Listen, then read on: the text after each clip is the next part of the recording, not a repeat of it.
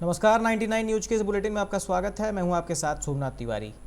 चेन्नई में फंसी 36 प्रवासी महिला कामगारों को एलेप्पी एक्सप्रेस से आज सुरक्षित धनबाद लाया गया। सभी महिलाएं झारखंड के दुमका जिले की रहने वाली हैं। रोजगार के लिए सभी तमिलनाडु गई थी। सभी सिलाई का काम करती थी। लॉकडाउन में रोजगार बंद होने से सभी के समक्ष भूखमरी की स्थिति उत्पन्न हो गई थी और रोजगार खत्म हो जाने से सभी अपने घर लौटने के प्रयास में थे, पर चेन्नई से झारखंड आने में हो रही परेशानी के कारण महीनों से वहां फंसी हुई थी।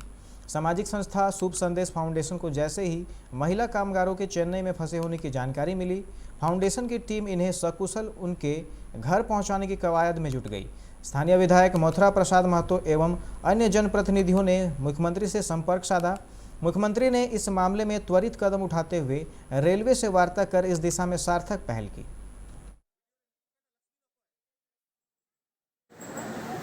कहाँ की रहने वाली है? दुमका। दुमका का। अभी कहाँ से आ रही हैं आप? तमिलनाडु से। वहाँ क्या काम करती थी? सिलाई सिखाई। सिलाई सीखते थे। क्या दिक्कत हो रही थी वहाँ पे? काम बंद हो गया था इसलिए। क्या कुछ परेशानी क्या हो रहा था वहाँ? परेशानी कुछ नहीं, बस काम नहीं। काम बंद हो गया था। सभी लोग रोजगार के लिए गए हुए थे साउथ में। वहाँ लॉकडाउन में फंस गए। जब हम लोगों को जानकारी हुआ तो हम लोगों ने संज्ञान में लेकर वहाँ से इन लोगों को ट्रेन द्वारा लाया गया और स्पेशल माननीय मुख्यमंत्री हेमंत सोरेन जी को भी संज्ञान में दिए। राज्य सरकार ने पहल किया और इनको आज एलेप्पी एक्सप्रेस से यहाँ धनबाद लाया गया। अब इन्हें बस द्वारा इनका जिला दुमका पहुँचाया जाएगा। इसके लिए हम माननीय मुख्यमंत्री का आभार प्रकट करते हैं। कोरोना जैसे समय में भी इन्होंने प्रवासी मजदूर हो चाहे हमारे राज्य के मजदूर हो, जिस समय संज्ञान में लेते हैं हम लोग आशा करते हैं कि किसी भी तरह का समस्या आएगा तो उसका निदान के लिए माननीय मुख्यमंत्री को।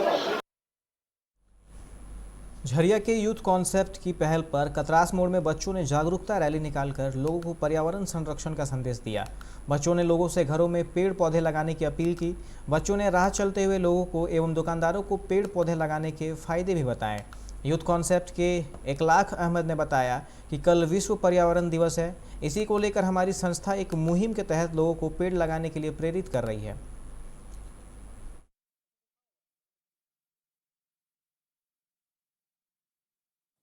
लगाना चाहिए, पेड़ हम लोग के लिए फायदेमंद है। अभी आप क्या कर रहे हैं? सबको जागरूक कर रहे हैं। जागरूक कर रहे हैं। पेड़ लगाने के लिए। हाँ।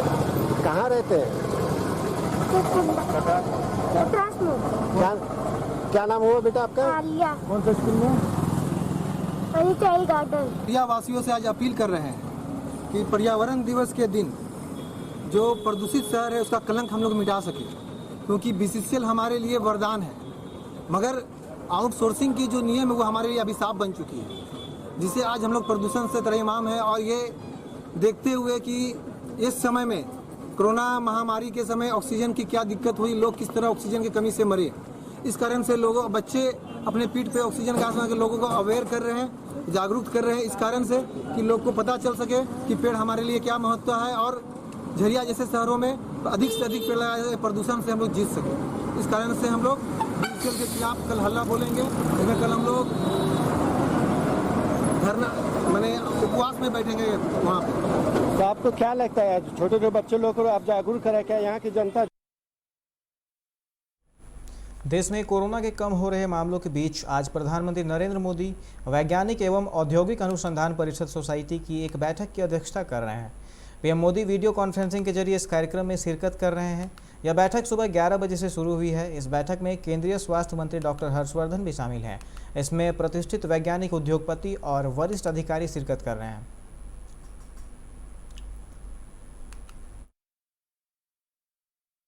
भारत में कोरोना वायरस संक्रमण की दूसरी लहर ढलान की ओर है। कोरोना संक्रमण के नए मामलों की संख्या धीरे धीरे कम हो रही है। वहीं संक्रमण से मौत का आंकड़ा भी 3000 से नीचे आ गया है। देश भर में बीते 24 घंटों में कोरोना वायरस संक्रमण के 1,32,364 नए मामले सामने आए और 2,713 लोगों की जान चली गई। देश में अब तक कुल 2,85,74,350 लोग कोरोना वायरस से संक्रमित हो चुके हैं।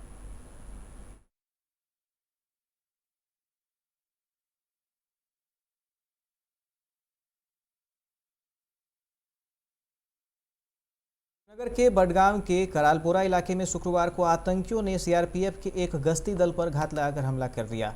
इस हमले में किसी तरह के नुकसान की सूचना नहीं है। वहीं जवानों की जवाबी कार्रवाई पर आतंकी वहां से भाग निकले हैं। फिलहाल जवानों ने आतंकियों की धरपकड़ के लिए एक तलाशी अभियान चलाया है। यहां मिली जानकारी के अनुसार आज सुबह सीआरपीएफ की 29वीं वाहिनी की डेल्टा कंपनी का एक दल बिलालाबाद करालपुरा में नियमित गश्ती कर रहा था।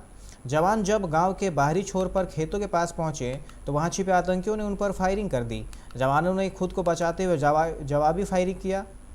इस पर आतंकी वहां से भाग निकले। जवानों ने पूरे इलाके को घेरते हुए तलाशी अभियान चलाया है।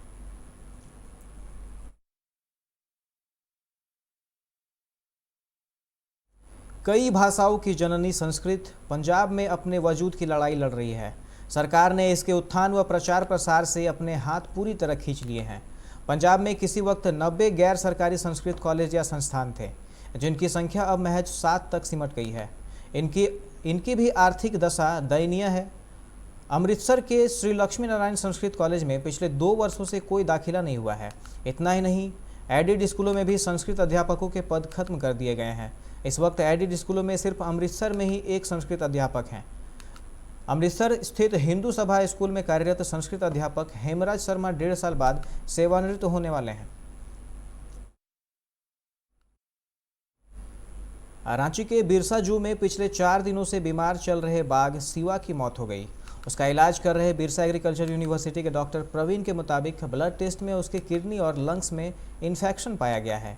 डायरेक्टर वाईके दास ने बताया, किट नहीं रहने के कारण उसका कोविड टेस्ट नहीं हो पाया था।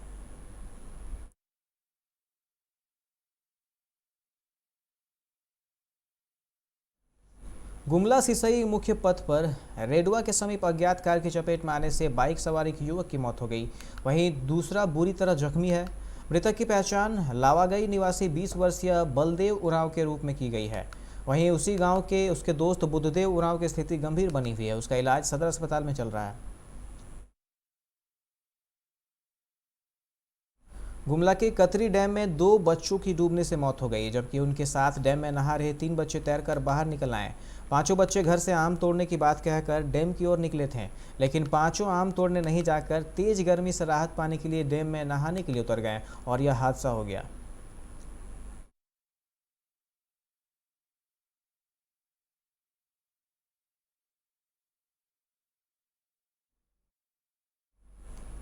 झारखंड में कोविड टीकाकरण की सुस्त प्रक्रिया को रफ्तार देने के लिए आज से वीकेंड महा टीकाकरण अभियान की शुरुआत की जा रही है।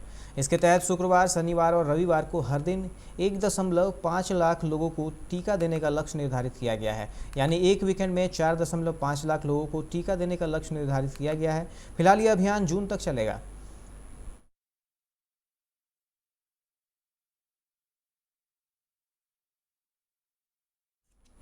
कोरोना के बाद ब्लैक फंगस का संक्रमण बढ़ता जा रहा है। पटना में 36 संक्रमितों की मौत हो चुकी है। 24 घंटे के दौरान पटना में 18 नए मामले आए हैं, जबकि 2 संक्रमितों की इलाज के दौरान मौत हो गई। पटना एम्स में 98 और IGIMS में 107 संक्रमित भर्ती हैं।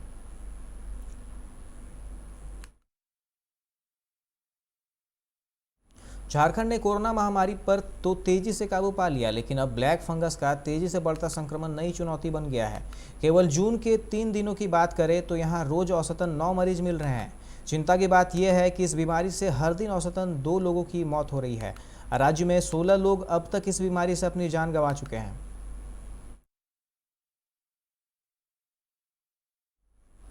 कोरोना संक्रमण से मौत के घटते आंकड़ों ने बड़ी राहत दी है। मौत का आंकड़ा 50 से कम हो गया है। 24 घंटे में बिहार में संक्रमण से 28 मौत हुई है, जबकि पटना में मात्र 2 लोगों की मौत हुई है।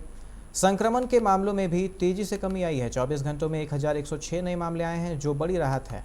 हालांकि एक्सपर्ट की राय है कि अभी ऐसे ही सावधानी बरतनी होगी, जिससे संक्रमण की रफ्तार में तेजी से कमी आए।